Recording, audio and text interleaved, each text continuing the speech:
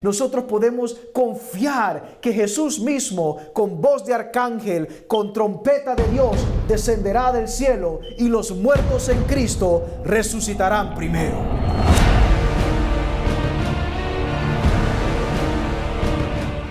Vamos a comenzar con una palabra de oración. Padre Celestial, te invitamos que en esta noche podamos nosotros entrar en comunión contigo y que tu palabra sea agua de vida para nosotros. En el nombre de Jesús. Amén.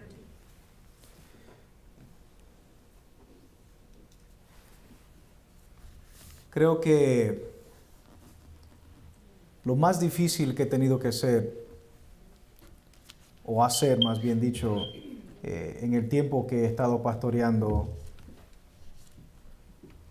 ha sido tener que ir a funeral tras funeral. Antes de ser pastor, había ido a un funeral en mi vida entera. Había visto a mi primo. Pero después, el primer año, después de entrar al ministerio, tuve la oportunidad de estar en 6 funerales. En 6 funerales. Y para mí era un shock. Porque habían diversas reacciones a lo que era la muerte en las personas. Y muy a menudo tú entrabas al cuarto y realmente no sabías qué decirle a las personas. Descubrí que a veces era mejor simplemente no decir nada. Pero estar ahí.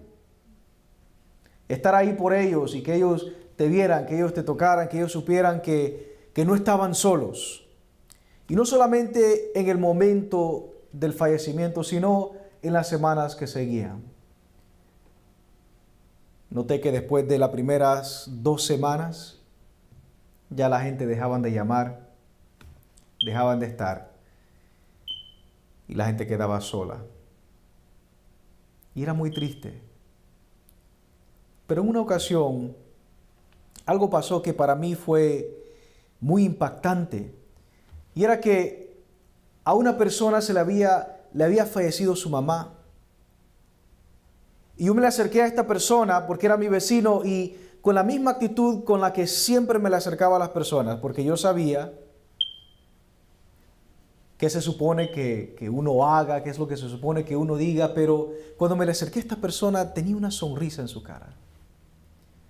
Yo digo, quizás él no sabía que su mamá se había muerto. Yo estoy en mi mente tratando de racionalizar por qué es que esta persona está viniendo hacia mí con una sonrisa. Entonces yo me la acerco y le digo lo que usualmente decimos: oh, condolencias, qué tristeza, estos momentos son muy difíciles. Y sin embargo él me dice, yo no estoy triste.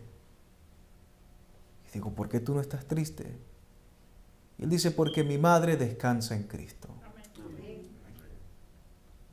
Y ella solamente duerme por un momento, pero yo la veré de nuevo.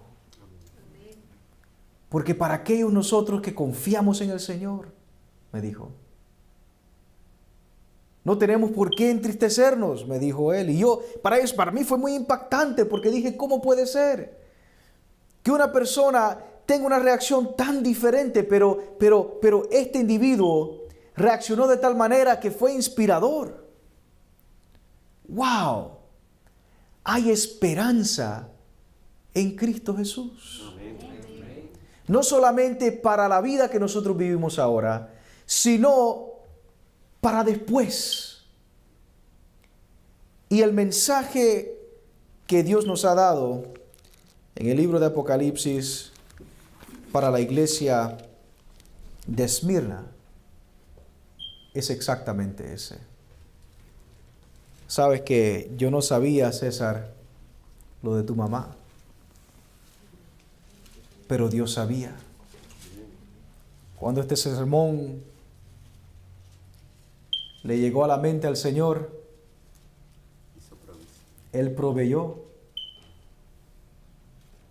no solamente para darte consuelo a ti, con el fallecimiento de tu mami, sino también a todos aquellos que están aquí, que están pasando un momento como la iglesia de Esmirna y como César. Mira lo que dice la Biblia en el libro de Apocalipsis, capítulo 2. Estamos continuando nuestra serie sobre el libro de Apocalipsis. Recuerden que nosotros estamos estudiando este libro porque me he dado cuenta que muchas personas cuando lo ven se acercan a este libro con miedo en vez de esperanza. Sin embargo, este libro es solamente una reflexión de Cristo Jesús y nos revela a Cristo en todos los capítulos del mismo. Así que nosotros estaremos atravesando el libro cuanto tiempo nos tome para hacerlo. Todos los sermones van a estar basados en la esperanza que encontramos a través de este libro. Así que miren lo que dice el capítulo 2. Ya vimos a Éfeso, ya vimos a Pérgamo, pero hoy estaremos viendo a Esmirna. Yo quiero que tú leas el versículo 8 del capítulo 2, lo que dice. Dice, y escribe al ángel de la iglesia en Esmirna. Dice, el primero y el postrero, el que estuvo muerto y vivió, dice esto. Ahora, es importante pausar aquí porque recuerden que cada iglesia tiene un aspecto del retrato original de Jesús. ¿Se acuerdan que en el capítulo 1 se nos presentó un retrato completo de Jesús? Y entonces para cada iglesia se le refleja una parte de ese retrato que tiene que ver con su condición. O sea, el Jesús que se le presenta a Pérgamo es el Jesús que tiene la espada saliendo de dos filos de su boca, porque en Pérgamo Jesús es victorioso con la palabra de su boca. ¿Por qué? Porque estaban enfrentando doctrinas falsas que los estaban llevando a ellos a la perdición. Por lo tanto, Jesús, al entrar victorioso en Pérgamo, tiene que entrar con su palabra, con la palabra de Dios, disipando y ahuyentando las doctrinas falsas. ¿Me están siguiendo? Entonces es importante ver qué aspecto de Jesús se nos está revelando aquí, porque el aspecto de Jesús va a coincidir específicamente con la condición que estaban enfrentando o la situación que estaban enfrentando la iglesia. Y específicamente hoy estaremos viendo la iglesia de Esmirna. Así que noten, ¿qué visión de Jesús es esta? Número 1, es el primero y el postrero. Y eso es impactante porque en el capítulo 1 él dice, yo soy el alfa y la omega, el principio y el fin. Y esto es muy inspirador porque nos dice un mensaje muy impactante e importante, que es que aunque nosotros pareciera que estamos en una situación donde no hay solución, ya Dios sabe el fin desde el principio. Él conoce el fin de tu historia y por lo tanto puedes descansar y confiar que Él proveerá por ti aún a través de la dificultad que estás atravesando. Muy poderoso este Cristo del primero hasta el último, hasta el postrero. Y mira también cómo se introduce. Dice, el que estuvo muerto y vivo, dice esto. Así que Jesús está introduciéndose como aquel que tiene dominio sobre la muerte. Y ustedes verán que es muy importante porque la iglesia de Esmirna está enfrentando dura persecución y muchos de ellos perderán su vida. Así que si continúa leyendo, mira lo que dice en el versículo 9. Dice, yo conozco tus obras y tu tribulación. Y esto es tan poderoso y tan hermoso, porque aquí y en cada iglesia tú verás que Jesús repite eso. Él dice, yo conozco, porque Jesús está íntimamente relacionado con las cosas que nos están pasando a nosotros, ya sean cosas malas o ya sean cosas buenas. El mismo que conoce los mismos pelos de nuestra cabeza está relacionado con nuestro salir y con nuestra entrada. Jesús aquí le dice, yo conozco tu tribulación. Yo quiero que tú notes que esa palabra tribulación no es plural, es más bien singular. Porque para ellos, y aún en el griego se refleja esto, que la palabra no es plural, tribulaciones. Porque tendría sentido que dijera yo conozca tus tribulaciones, ¿no es así? Pero esta gente estaban pasándola tan mala que para ellos no eran tribulaciones, era una sola tribulación. Su vida era de tribulación. Cuando se despertaban por la mañana, experimentaban gran tribulación. Al acostarse al final del día, experimentaban gran tribulación. Estaban ellos afrontando no tribulaciones, sino tribulación diaria. Y no sé si te has sentido así en algún momento de tu vida, donde todo lo que te está pasando, donde todo lo que sucede en tu vida está yendo mal. Porque si te ha pasado a ti, quizás puedas asemejar o quizás puedas entender lo que estaba pasando en la iglesia de Esmirna. Tú vas a notar que a esta iglesia no se le dice nada negativo. A todas las iglesias usualmente se le dice: tienes esto bueno y tienes esto malo. Sin embargo, a esta iglesia no se le dice que tiene nada malo. No se les reprende. ¿Por qué? Porque ellos están en medio de persecución. Y sin embargo, a pesar de estar en medio de esa persecución que ellos están afrontando, siguen fiel. Y mira qué fe es esa. La clase de fe que sigue a Jesús, que sigue al Señor, que sirve a Dios a pesar de que las cosas no le vayan bien. El problema es que nosotros somos adoradores condicionales. Adoramos a Dios y estamos agradecidos con Él cuando las cosas nos van bien. Y hemos comprado esta idea de que en el cristianismo y de que al seguir a Jesús todo te va a ir color de rosas. Sin embargo, la iglesia de Esmirna es importante porque nos enseña que no todo le va bien, aunque confíes en el Señor. No siempre las cosas te van a ir bien. Enfrentarás problemas, enfrentarás dificultades. Y mira lo que ellos estaban enfrentando. A pesar de la pobreza que tenía esta iglesia, Cristo aún los considera ricos. Continúa leyendo, mira lo que dice. Dice: conozco tus obras y tu tribulación. ¿Y tú cuál es la palabra? Pobreza. Pero mira lo que dice en paréntesis. Pero tú eres rico. Porque Dios, querido, no ve como nosotros vemos. Nosotros consideramos las posesiones materiales como algo de que jactarse. Sin embargo, Dios considera la fe una riqueza mucho más valiosa que cualquier cosa que podamos tener aquí en la tierra. Tú notarás que esto contrasta a la iglesia de la Odisea, a la cual él le dice después: tú crees que eres rica, sin embargo eres pobre. A esta iglesia le dice: tú crees que eres pobre, sin embargo eres rico. Porque Dios no ve la cantidad que tú tienes en el banco. Él ve la convicción y la entrega de tu corazón.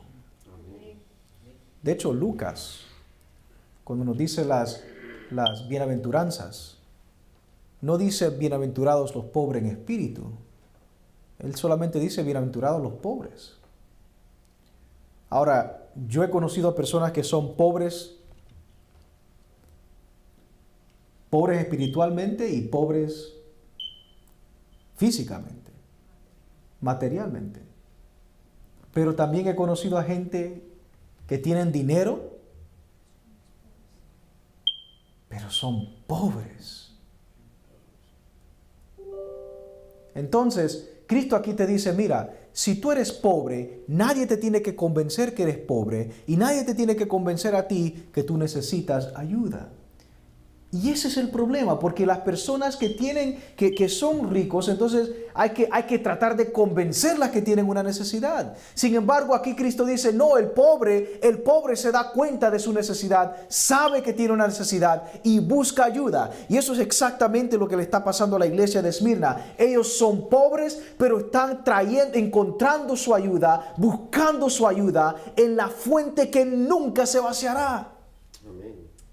Su refugio es Cristo. Amén. Y si nosotros hemos de sobrevivir en estos tiempos malos y en los tiempos que vendrá, nosotros debemos aprender a confiar en Cristo. Amén. Mira que esto es importante. Sabes que la iglesia de Esmirna, los hermanos ahí eran muy pobres porque en esta ciudad era una ciudad muy pagana. Muy pagana. Digo eso específicamente refiriéndome a la adoración de ídolos. Y también en este lugar se adoraba al emperador. Todos tenían que reconocer al emperador como Señor.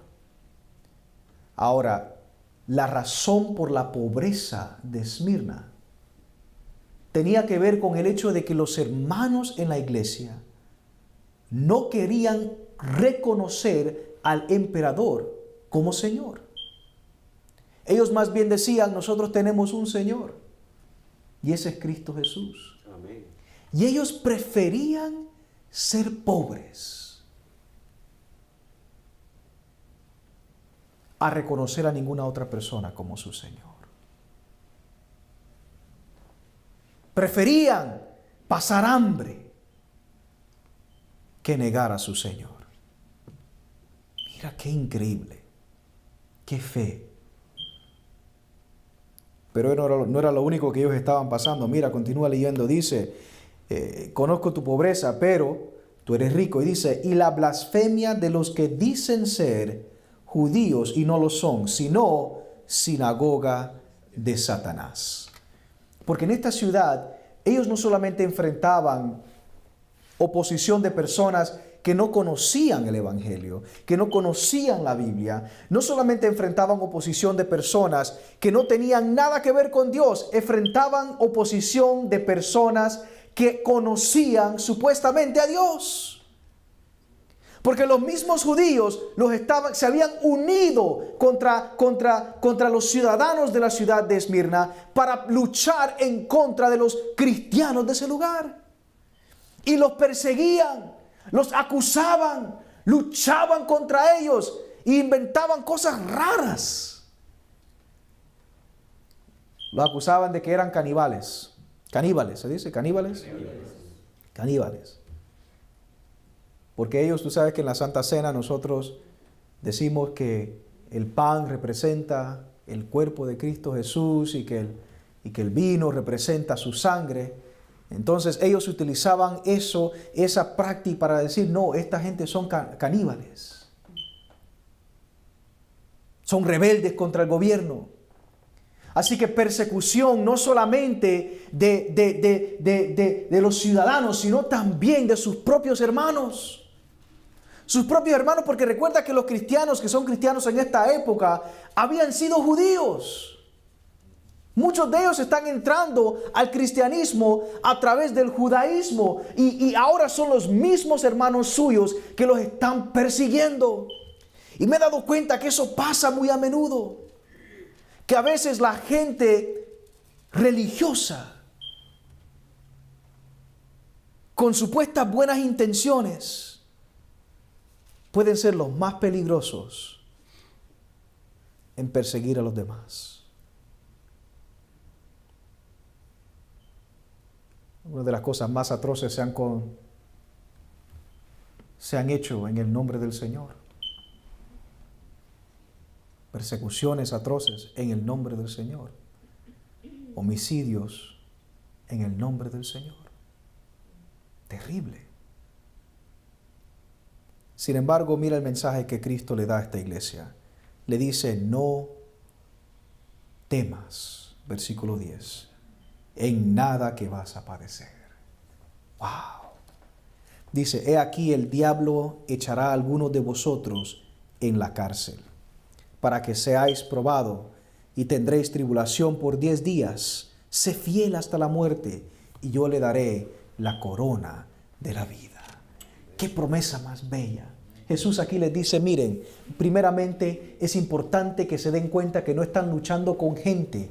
No es contra sus hermanos, no es contra los ciudadanos, no. Es contra el mismo diablo que ustedes están luchando. es contra el mismo Satanás. Y él los echará a la cárcel a algunos de ustedes. Pasarán tribulaciones a algunos de ustedes. Sin embargo, aunque enfrenten la muerte, Cristo les dice, aunque enfrenten la muerte, yo les daré la corona de la vida. Y qué hermoso esto, que aunque nosotros enfrentemos la muerte, la promesa de Jesús es para aquel que confía, tendremos vida eterna. Así que tú y yo no tenemos por qué temerle la muerte, porque en Cristo tenemos promesa de vida. El que tiene oído que oiga lo que el Espíritu dice a las iglesias. El que venciere no sufrirá daño de la segunda muerte. ¿Qué frase más interesante la que utiliza Jesús? De la segunda muerte. Sabes que nosotros creemos, por la misma palabra de Jesús, Jesús dice que nosotros cuando morimos estamos durmiendo. ¿Tú has escuchado esa frase antes? Jesús mismo lo dijo, él hablando de Lázaro, él dijo, no, Lázaro solamente duerme. Él quería diferenciar esa muerte, lo que nosotros experimentamos ahora, entre la muerte eterna. Ahora, hay una muerte eterna y en el Antiguo Testamento nosotros vemos ejemplares de esto. Tú verás en el libro de Jeremías, capítulo 51, versículos 39. Jeremías 51, versículo 39. Yo quiero que tú notes la diferencia. Este sueño al cual se estaba refiriendo Jesús, que correspondía a Lázaro, era un sueño del cual Lázaro despertaría. De hecho, Jesús mismo dice, Lázaro vivirá. Él no está muerto. Sin embargo, mira lo que dice en Jeremías, capítulo 51, versículo 39. Dice, en medio de su calor les pondré banquetes. Ahora, Jesús aquí está hablando el profeta en contra de Babilonia.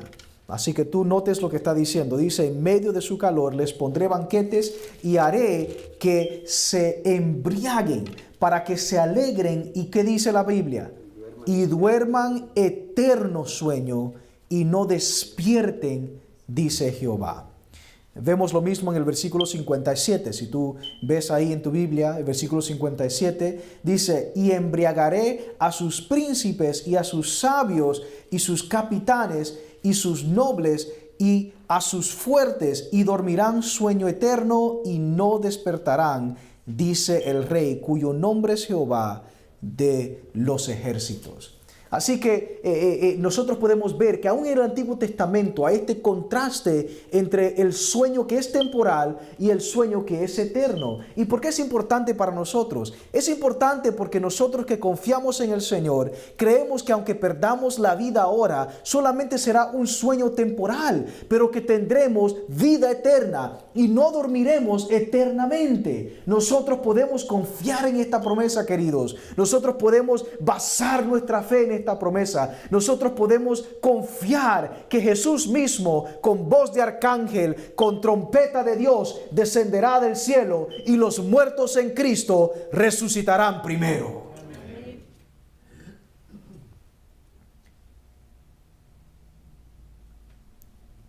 Así que el mensaje para Esmirna era muy claro. Tribulaciones vendrán. Las dificultades vendrán. Algunos de ellos estaban enfrentando miedo, persecución y hasta la muerte. Sin embargo, el que pelea por ti es aquel que estuvo muerto, pero vive ahora. Quizás tú también estés enfrentando alguna enfermedad, algún sufrimiento, algo que te esté causando miedo. Y si ese es el caso contigo, el mensaje de Dios para ti es que en Cristo tú puedes estar confiado y puedes estar seguro que estos sufrimientos pasarán. Amén. Que tu pobreza puede ser riqueza en los ojos del Señor. Y aun si pierdes la vida, en Cristo tendrás una corona de vida eterna. Gloria a Dios. Qué mensaje más hermoso. Qué esperanza más grande. Qué anhelo. ¿Lo anhelas tú hoy? Esta noche te quiero invitar. Quiero orar por ti. Si tú necesitas oración porque estás pasando por un momento de gran tribulación, y así como Esmirna quizás no está siendo perseguido, pero está siendo azotado, Dios quiere que tú sepas que Él conoce dónde estás, conoce tu tribulación y te promete la vida eterna. Si esta es tu condición, te voy a invitar a que te pongas en pie y que juntos oremos. Padre Celestial, te agradecemos porque para siempre es tu misericordia. Y tu mensaje, tu palabra es tan buena, Señor. Es agua para el sediento y pan para el hambriento. Y te agradecemos porque a través de ella recibimos consuelo, paz y alivio. Hay algunos sufriendo aquí en esta noche. Hay algunos sufriendo. Pero tú nos prometes que estarás con nosotros en la tribulación y que nos darás la victoria al final. Tú eres el alfa y la omega. Y todo lo que queda entre medio, también lo eres, Señor. Gloria sea tu nombre. Alabado seas, Señor. Eres un Dios bueno. Gracias por tu protección. Gracias por tu salvación. Gracias porque aunque perdamos todo, en Cristo somos ricos para vida eterna. Ayúdanos a confiar en estas promesas. Ayúdanos a depender más en ti. Y ven pronto. Ven pronto. Ven pronto, mi Señor. Amén. En el nombre de Jesús. Amén. Hemos llegado al final del video, pero no te preocupes, porque vendrán más. Si quieres estar al tanto con todos los videos que nosotros subamos, puedes darle al botón que dice suscríbete o subscribe.